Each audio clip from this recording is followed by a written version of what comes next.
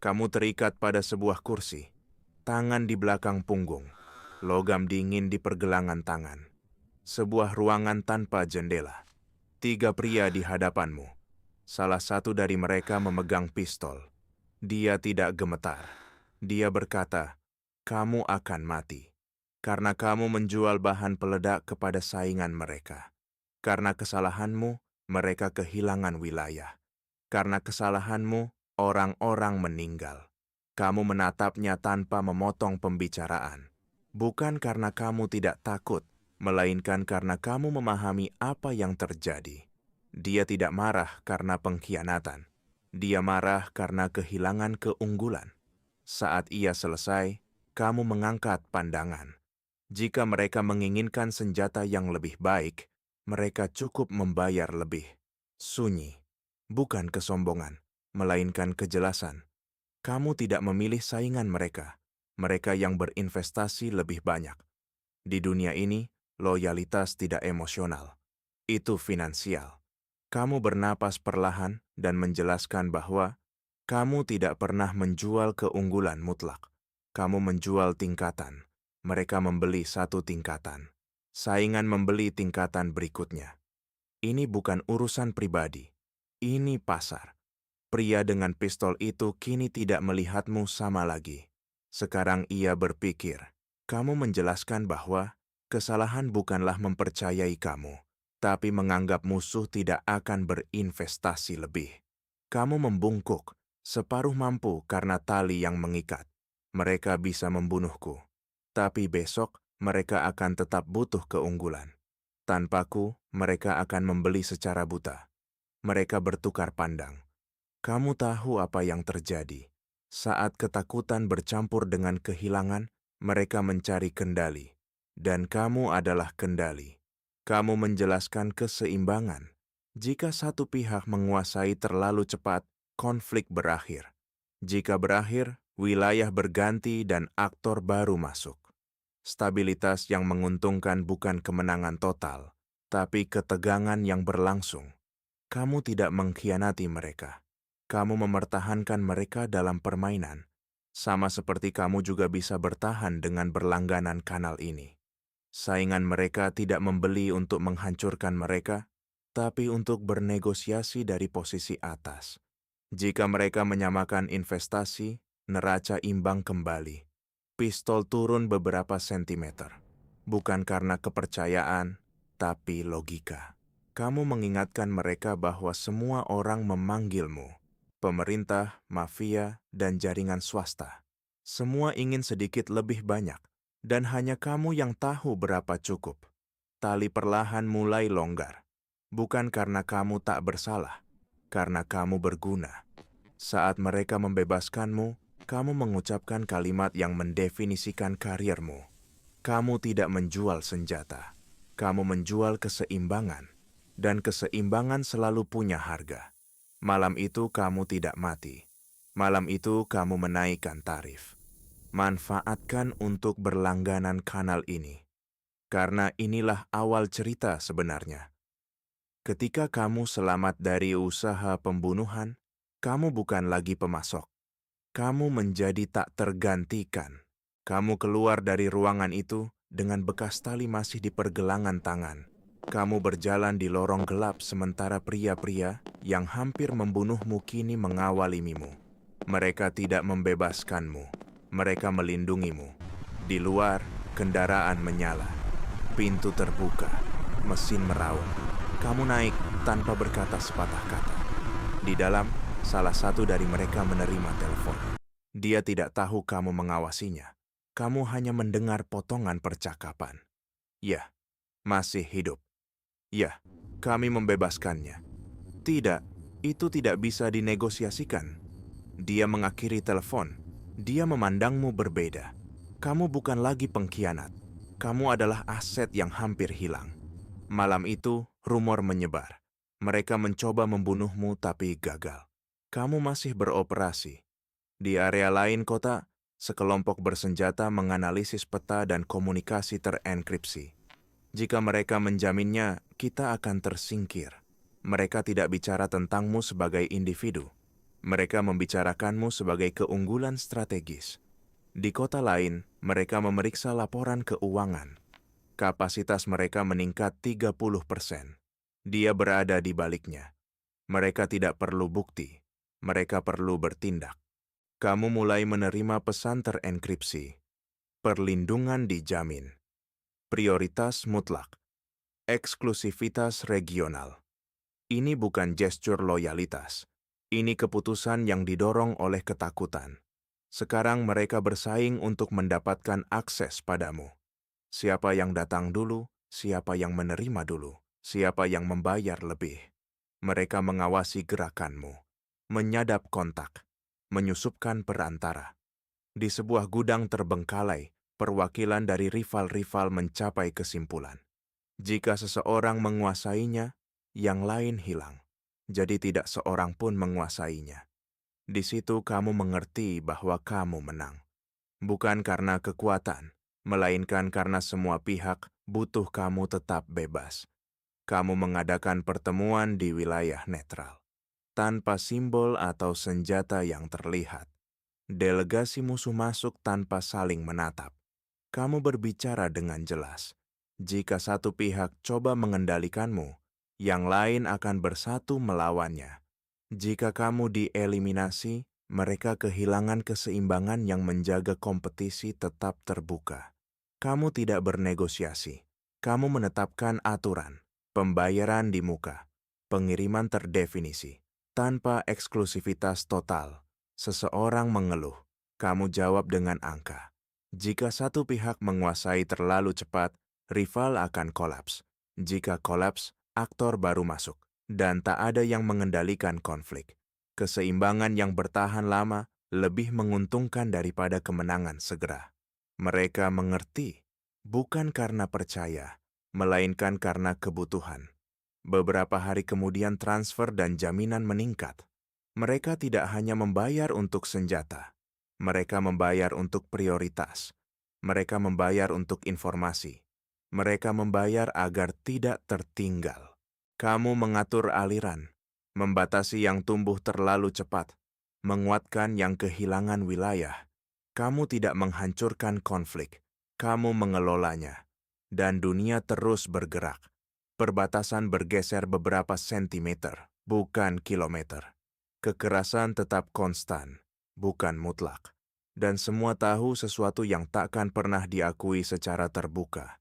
Selama kamu ada, tak seorang pun berani kehilanganmu. Mereka mencoba mengeksekusimu. Kini mereka memperebutkan kelangsungan hidupmu. Bukan demi hormat, tapi kebutuhan. Dan di dunia itu, kebutuhan lebih kuat dari kebencian. Kamu naik jet pribadimu tanpa memberitahu tujuan. Hangar tertinggal di belakang. Lampu kota menjadi titik kecil di bawah sayap. Kamu tidak bicara dengan siapapun selama penerbangan. Hanya memeriksa laporan, peta, angka korban, rute yang terblokir. Kamu menuju negara yang terbakar. Dari udara, perang tak punya ideologi. Yang ada hanya asap. Kolom hitam membubung dari zona industri, lingkungan penuh lubang bekas ledakan, jalanan terputus seperti bekas luka terbuka. Kamu mendarat di landasan militer darurat. Pasukan tegang menyambutmu. Jari di dekat pelatuk. Mata penuh curiga. Mereka mengawalmu ke bangunan administratif dengan jendela diperkuat. Di ruang rapat, para jenderal tidak berdiri saat kamu masuk. Salah satu berbicara duluan. Kami tidak bernegosiasi dengan perantara swasta. Kamu tidak meninggikan suara. Kamu mengatakan kamu mengerti posisi mereka. Kamu juga mengerti kekurangan mereka. Kamu menampilkan angka di layar. Inventaris menurun, jalur suplai terputus, waktu pengisian ulang mustahil, selama embargo. Sunyi yang canggung. Jenderal mengulangi, kami tidak akan bernegosiasi. Lalu kamu meletakkan sebuah dokumen di meja. Dokumen itu secara resmi tidak ada. Tidak diverifikasi segera. Hanya cap, tanda tangan, bahasa institusional. Kamu mengatakan itu perintah presiden. Kamu bilang mereka diperintahkan menerima syarat dan ketentuanmu secara luar biasa. Kamu tidak berkedip, tidak memberi ruang pertanyaan teknis. Kamu bicara tentang koordinasi strategis, kesepakatan paralel, penjajaran geopolitik. Mereka saling memandang, tidak tahu apakah itu nyata. Tapi tahu, jika nyata, membangkang bisa berarti kehilangan jabatan. Jika tidak nyata, mereka perlu waktu untuk memeriksa. Dan waktu adalah satu-satunya yang tidak mereka miliki. Mereka menerima senjata. Kamu menandatangani kontrak. Muatan dibongkar dalam beberapa jam. Kamu tak merayakan. Naik pesawat sebelum fajar. Menyeberangi Fran. Di sisi lain, lanskap berganti bendera. Bukan kehancuran. Kota-kota dengan ciri yang sama. Prajurit dengan kelelahan yang sama. Kamu disambut di kompleks berbenteng. Lebih darurat, lebih paranoid. Di sini mereka bahkan tidak pura-pura sopan. Kami tahu kamu berurusan dengan mereka, kata mereka padamu. Kamu mengangguk, tidak menyangkal. Kamu menjelaskan bahwa keseimbangan menjaga kemungkinan negosiasi di masa depan. Jika satu pihak langsung menghancurkan yang lain, konflik berakhir tanpa restrukturisasi yang menguntungkan. Kamu menunjukkan angka, proyeksi, simulasi kelelahan. Ketika mereka menolak lagi, kamu mengulang cara, perintah presiden lain, argumen koordinasi rahasia lain. Kamu jelaskan bahwa campur tanganmu mencegah keunggulan mutlak terlalu awal dan mempertahankan kapasitas cukup pada kedua sisi untuk memaksa negosiasi nanti. Mereka tidak tahu apakah kamu berbohong, tapi mereka butuh percaya ada desain di balik kekacauan. Mereka membeli. Kamu menandatangani lagi. Pesawat sama berangkat dalam diam. Dari atas, Fran hanyalah retakan tidak beraturan di tanah. Beberapa jam kemudian kamu mendarat di negara damai. Landasan pribadi, keamanan tersembunyi, kendaraan mewah menunggumu. Mereka membawamu lewat jalan berhutan menuju sebuah mansion terpencil, diterangi seperti perayaan rahasia. Di dalam menantimu para mafia miliarder. Mereka menyambutmu bukan sebagai pemasok, tapi sebagai raja yang kembali dari menaklukkan wilayah tak terlihat. Tepukan tangan yang terbatas, senyum terhitung, gelas terangkat. Kamu berjalan di antara mereka sambil tahu apa yang mereka pikirkan. Kamu melakukan lebih dari menjual senjata. Kamu membuat jebakan di tengah perang. Kedua pihak percaya punya keunggulan sah dan eskalasi dalam kendali. Kamu menabur ilusi itu. Seorang mafia bertanya, apakah ini untuk keseimbangan? Untuk stabilitas? Kamu menatapnya, bukan karena prinsip, bukan demi perdamaian. Kamu berhenti di bawah lampu pusat dan ruangan menjadi sunyi. Kamu berkata jujur, perang menguntungkan, damai lebih bernilai, perang menguras sumber daya, damai membangun kembali negara, perang menciptakan urgensi, damai menghasilkan kontrak tak terbatas. Kamu jelaskan bahwa kedua pihak secara finansial habis dan akan butuh jembatan untuk keluar tanpa kelihatan kalah. Mediator netral. Dan mediator itu sudah ada dalam jaringan suplai mereka. Kamu. Keheningan terasa berat karena semua mengerti. Seorang pria berbaju abu-abu bertanya, berapa biaya menutup konflik? Kamu tersenyum tipis. Sama seperti aku akan tersenyum jika kamu beri like dan berlangganan kanal ini. Kamu tidak memberi angka. Kamu menawarkan sesuatu yang berbeda. Kamu bertanya berapa mereka bersedia membayar untuk memanfaatkan transisi ini. Berapa harga prioritas dalam rekonstruksi? Berapa harga membiayai kesepakatan yang akan mereka jual semua sebagai inisiatif kemanusiaan? Berapa harga tampil sebagai penyelamat setelah membakar api? Mereka tahu kamu menyiapkan jebakan sempurna. Jika perang berlanjut, semua menang bertahap. Jika damai datang di bawah strukturmu, seseorang menang besar-besaran. Kamu mendekati meja utama. Tidak akan ada eksklusivitas, katamu. Pandangan menegang. Akan ada lelang. Langsung. Tanpa perantara. Yang tawar paling tinggi akan memimpin arsitektur keuangan damai. Yang tawar paling tinggi akan mengendalikan kontrak rekonstruksi. Yang tawar paling tinggi akan memutuskan perusahaan, mana membangun kota mana. Seseorang coba protes. Kamu ingatkan sesuatu yang sederhana. Jika satu pihak coba blokir yang lain, mereka akan bersekutu. Persaingan membuat mereka disiplin. Lalu yang tak terelakkan terjadi. Mereka mulai menawar. Tidak dengan suara keras, tidak dengan teriakan, dengan angka tertulis di tablet terenkripsi, dengan isyarat minimal, dengan asisten yang memvalidasi transfer sementara. Jumlahnya naik. Mereka tidak lagi bicara jutaan, mereka bicara struktur, dana, konsorsium, jaminan. Kamu tetap diam sambil mereka bersaing. Bukan untuk senjata atau wilayah, untuk damai. Mereka tidak percaya padanya. Mereka mengerti siapa yang mengendalikan akan menguasai uang dan masa depan politik. Seseorang melewati yang lain. Kamu tidak merayakan. Kamu umumkan babak kedua ketika kedua pihak setuju bernegosiasi. Dan kamu tahu mereka akan setuju. Kamu menjual perang seimbang. Kini kamu akan jual jalannya keluar. Dari jendela, kamu lihat laut tenang sementara front masih aktif. Ini bukan perang tanpa arah lagi. Sudah ada tanggal kedaluarsa. Bukan karena moral, karena bisnis. Kali ini mereka bersaing untuk bayar lebih agar mengakhirinya. Suara datang pertama. Helikopter presiden. Lampu menembus malam. Tembakan.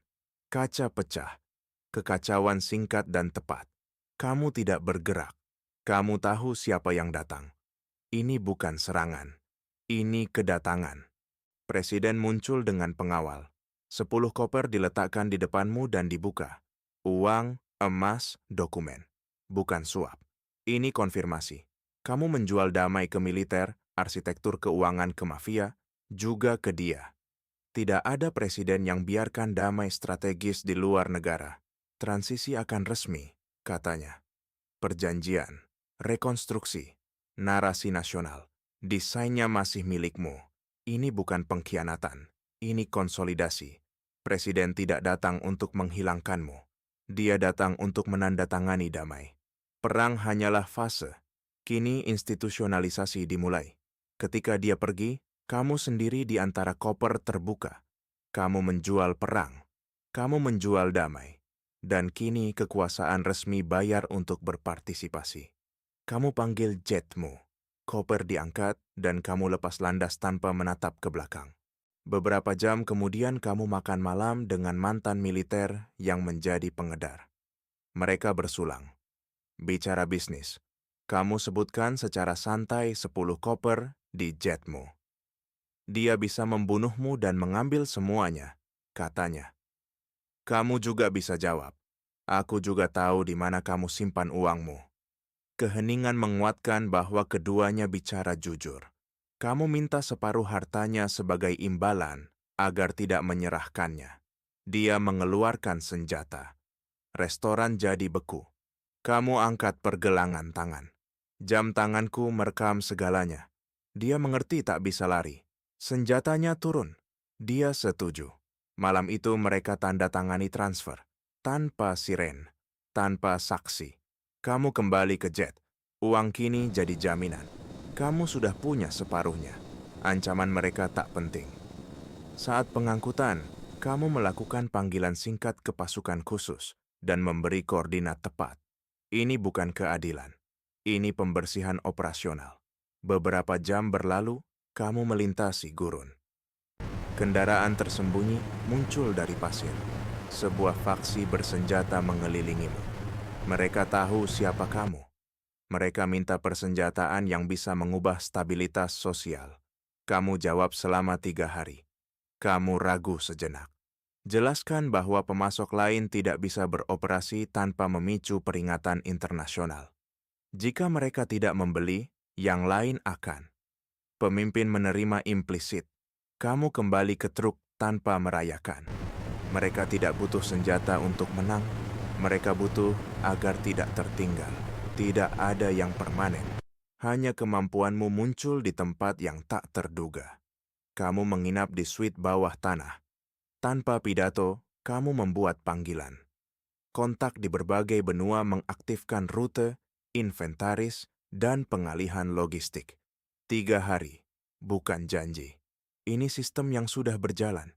Kamu menutup sambungan. Tidur siang sebentar. 30, mungkin 40 menit.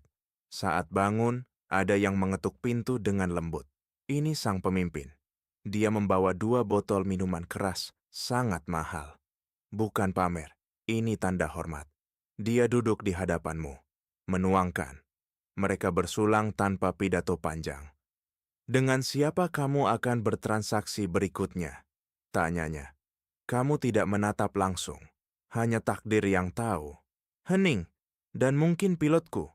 Kamu tidak tersenyum. Kamu tidak mengiyakan. Kamu tinggalkan uang untuk minuman keras. Lebih dari harganya.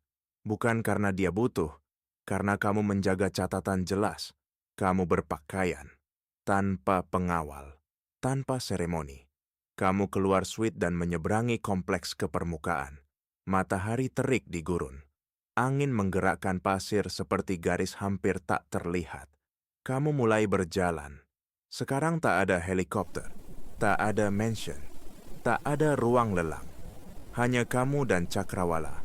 Kamu, secara objektif, adalah penjual senjata paling berpengaruh di planet ini. Dalam hitungan jam kamu mengumpulkan kekayaan setara anggaran nasional. Triliunan kontrak, emas cukup untuk pensiun. Tapi kamu tidak merasa lengkap, karena uang hanyalah akibat, bukan tujuan. Kamu ingin lebih, bukan lebih emas, lebih kendali, jangkauan lebih luas, lebih banyak skenario di mana kehadiranmu mengubah keseimbangan total. Kamu berjalan tanpa terburu-buru, meninggalkan jejak yang segera akan hilang di tiup angin. Kamu tahu dalam 3 hari kelompok itu akan punya persenjataan mereka. Kamu tahu di wilayah lain seseorang sedang kehilangan kekuasaan saat ini juga. Dan kamu tahu, cepat atau lambat, mereka akan kembali membutuhkanmu. Gurun sunyi. Tapi pikiranmu tidak istirahat. Karena selama ada konflik, transisi, atau ambisi, akan ada yang bersedia membayar. Dan kamu selalu siap muncul. Kamu menatap matahari tanpa alihkan pandangan. Panas menyambar wajahmu hingga tiba-tiba cahaya menghilang. Bayangan truk melindungimu. Mesin berhenti dan pintu terbuka. Pilot kepercayaanmu muncul dengan senyum setengah. Kamu sudah cokelat dengan baik, naik tanpa jawab. Udara dingin di dalam kontras dengan gurun di belakang. Klien berikutnya? Kamu tanya saat duduk. Truk melaju. Benua lain, sebuah pulau. Kamu nyalakan layar di depan. Berkas terenkripsi muncul satu persatu. Gambar satelit, laporan keuangan, komunikasi yang disadap. Sebuah kelompok mafia baru. Mereka ingin senjata untuk memerintah pulau, bukan melindungi, mengendalikan. Kamu amati data populasi, desa nelayan, turisme yang menurun, negara terlalu jauh untuk campur tangan. Tempat sempurna untuk dominasi cepat, dan keruntuhan tak terhindarkan setelahnya. Kamu menyilangkan tangan. Monopoli menghancurkan keseimbangan. Tanpa keseimbangan, tidak ada bisnis. Kamu berpikir berbeda kali ini. Bukan hanya menjual senjata, mendesain hasil. Memberi mereka kekuatan cukup agar bergantung padamu, tanpa membiarkan mereka menghancurkan pulau. Memperkuat secara tersembunyi mereka yang bisa bertahan, mengubah konflik menjadi stabilitas terkendali. Pilot menatapmu dari sudut mata. Penjualan biasa, kamu geleng pelan. Kamu memandang pulau berputar di layar, kecil di tengah lautan, strategis sempurna. Tidak, katamu, sesuatu yang lebih besar. Truk tiba di bandara pribadi di mana jetmu menunggu menyala. Saat naik, sebuah ide mulai terbentuk. Mungkin kali ini kamu tidak hanya menjual keseimbangan, mungkin kamu membangunnya, dan mungkin, hanya mungkin, kamu akan mengambil alih pulau itu. Karena kisah seperti ini, dan yang aku tunjukkan di layar, terjadi setiap hari. Meskipun beberapa jam kemudian, pulau muncul di cakrawala. Kecil, sempurna. Pilot mengurangi kecepatan. Kita masuk wilayah udara lokal. Kamu melihat pantai mendekat perlahan. Semua sunyi, terlalu sunyi. Lalu radar memberi peringatan, sinyal, lalu yang lain. Pesawat militer, 2 skuadron, arah berlawanan. Pilot mengerutkan alis. Mereka tidak mengepung, mereka menuju kita. Di layar muncul siaran terbuka. Suara yang dikenal. Penjual senjata yang kamu khianati. Hidup dan bebas. Kamu selalu pandai mengantisipasi, katanya. Kecuali saat kami semua memutuskan mengantisipasi kamu. Kami lelah padamu. Sinyal lain masuk. Saluran militer. 2 angkatan perang yang bertempur sebelumnya. Sekutu untuk pertama kali. Kamu tersenyum tipis, bukan karena terkejut, tapi karena mengerti. Akhirnya yang tak terhindarkan terjadi.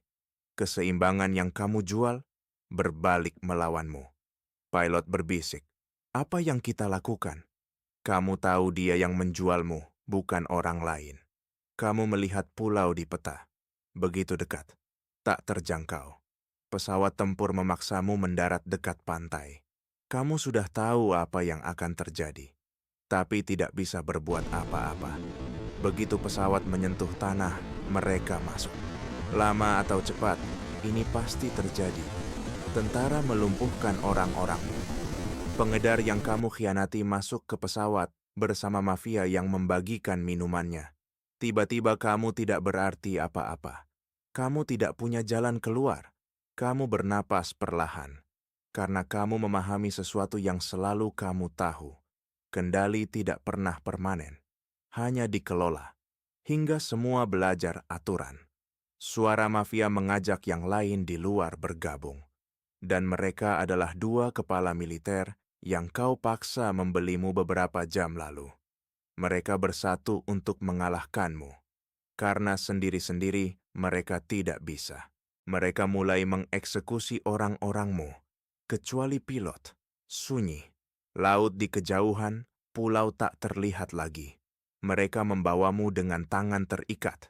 Dan untuk pertama kalinya dalam waktu lama, kamu tidak melihatnya datang. Alarm pesawatmu dimatikan dengan 1 tembakan. Mereka membawa pilotmu pergi. Kamu cuma berharap pengorbanannya sepadan. Kamu minta melihat laut.